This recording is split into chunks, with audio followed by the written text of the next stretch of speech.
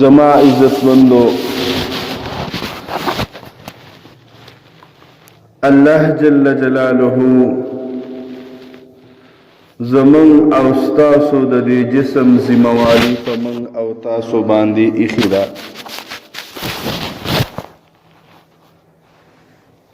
څنګه چې نن سبا دور کې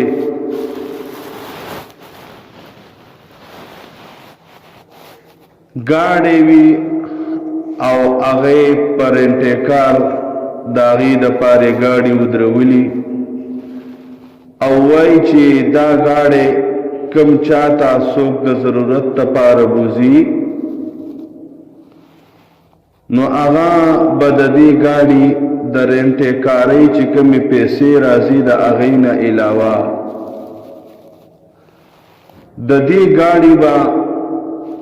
د اکسیډنټ د دې ګاډي د رنگ روغن د دې هر څه ذمہواری هغه کس لور کی چې ته خو دا ګاډي بوزي خپل حاجت پی پوره کې خود دې د کرایې نه علاوه بوا د دې ګاډي خیال ساتل کېږي د دې چې سو شو هغه په پتا باندې ذمہواری دغه شانتی الله جل جلاله ممتاز لدا جسم را کړي دي او دا زمونږ ملکیت نه دی بلکې دا د الله را کړي شوی سیز دی. څنګه چې مونږ چانا قرض سیز واخلو یا پیسې واخلو نو هغه ورته واپس کوو با ځکه چې دا د هغه امانت دی دا د هغه حق دی. دغه شانته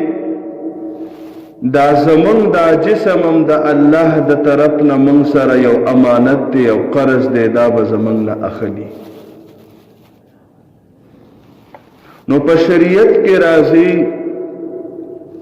چې تاسو داسې یو کار مکوئ چې تاسو جسم ته په نقصان ملو شي. تر دې پورې شریعت تخپل جسم د بچ کېدو د پاره حکم کړی دی چې د یو انسان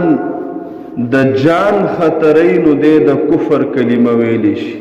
خو د زړه نه به نه وي په خوله باندې وي ځکه چې د جان قیمتي دی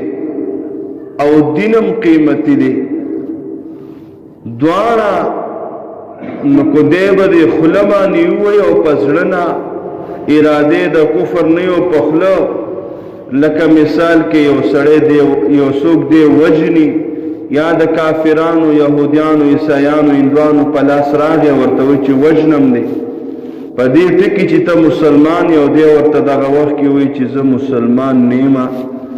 الا یعذ بالله خلبان یسوی ز کافرم او دی بچ کیږي. صحابو نه چا ثابت نه چې دا چلے کړي دي خو کچا اوکړه نو جایز ده چې جان سشي بچي.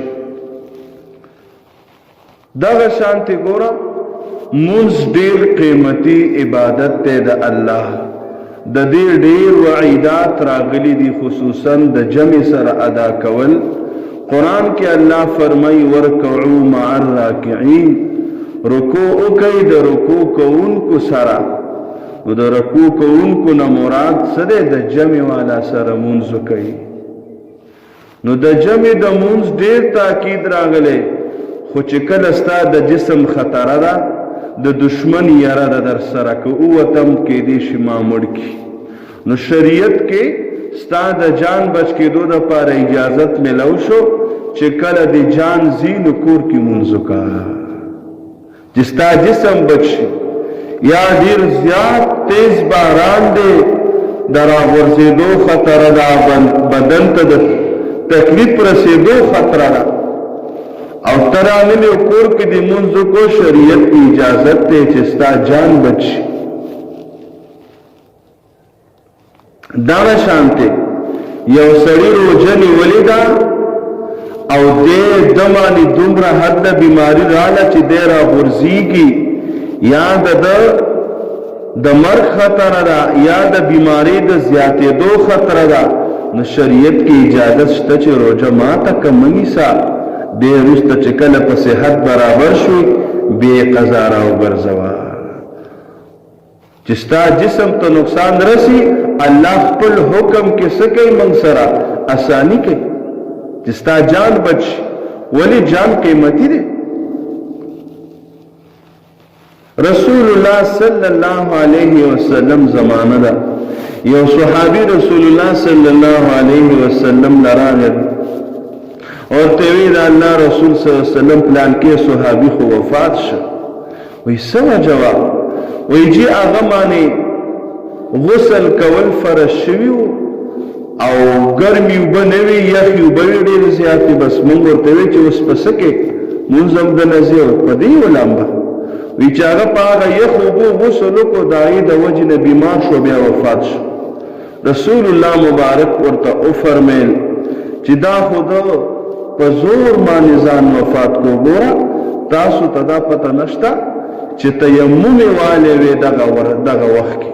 نو دا تیمم د غسل بدلو چې تیمم یو خو بالکل د غسل بدل ختم شو موس کولې شي ارس کولې شي دل لمباغ ضروری نه وا چې وبد دومره یخي وي او موسم هم یختو او دل دومره تکلیف ملاو شو چې دا غمرز د لاس وفات شو نو رسول الله مبارک په افسوس نو ګوره دا غي نفس دغه حکم دی چې تیمم چې ډیر جمع دی یخ موسم دی او ډیر زیات یخی دی او انسان نه نقصان ورکي بیمار کوي نو هغه حالت کې جواز د تیمم د پارشتا جان قیمتي شو بل د جسم د بچ کې دو د پارا ګورا په شریعت کې خنزیر غوښه حرام ده او وینه حرام ده خو چې کله مجبوری د انسان دومره راشي چې د لوګي د لاس مري د ژوند نه پاتې کیږي نو بیا جایز ده د خنزیر غوښه د خوړې شي مردار غوښه د خوړې شي دومره به وخوري چې ستپې د مرګ نه بچ شي ستا صحت بچ شي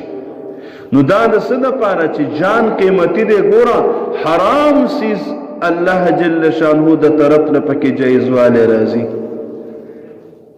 نو دا جسم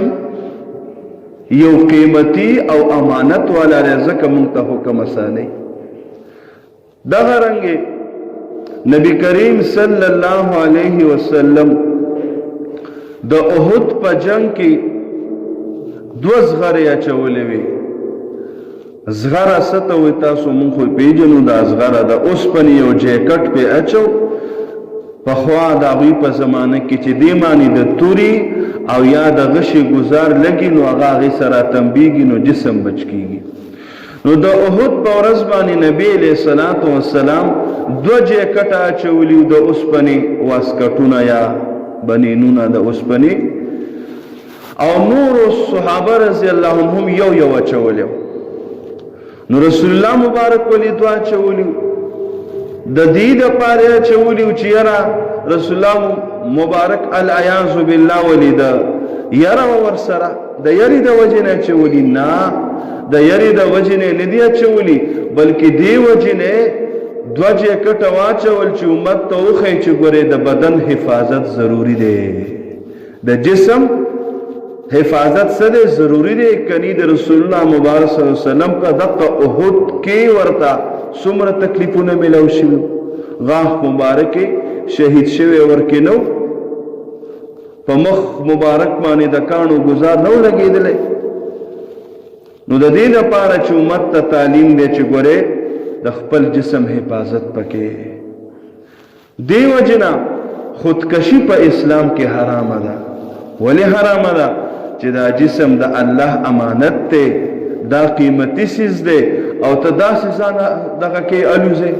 په ژوند تک شي یا برن را دانګي یا ځان په ټوپک ول یا زهر اخري قیمتي جسم ته د نقصان ورسو چې نقصان دی ورسو دا د سوکړه خودکشي دی وکړه او خودکشي کول حرام شو ار ورځ په قبر کې او په آخرت کې هغه سزا د تملاویږي چې کومه سزا باندې ځان په خپل وجه لري نو مونږه دا سوچ نه کوو چې دا خو زما جسم دی او دا خو زما بدن دی نه دا د الله د طرف نه راکړی شوی دی هغه مخکې اسلام آباد کې ښځې مروتې میرا جسم او میری مرضی دا ستا جسم نه دی دا ستا مرضی نه ده دا د الله جسم دی او دې کې به د الله مرضی چلیږي